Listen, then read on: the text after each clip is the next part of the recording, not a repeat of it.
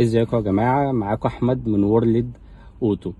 الفيديو المقدمه بتاعته باظت بسبب الهواء كان جامد جدا، فالصوت كان رايح خالص في الفيديو. فالفيديو دوت حصري من داخل سوق السيارات الجديد. حضراتكم عارفين ان سوق السيارات في مدينه نصر كان مسبب ازمه مروريه كبيره جدا. الازمه المروريه دي تفاقمت وكبرت اكتر مع خطه تطوير مدينه نصر، وبدات الناس تطلب بنقل سوق السيارات خارج مدينه نصر، واللي بصراحة الدولة كانت شغالة في صمت على العمل على سوق السيارات الجديد اللي اتعمل في إنجاز في 28 يوم فقط.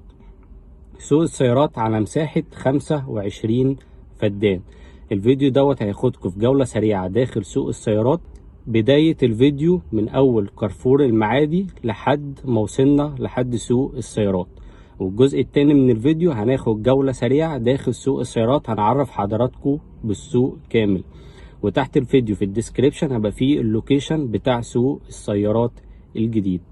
ما تنساش تعمل اشتراك للقناة وتفعل زر الجرس علشان يوصلك كل جديد.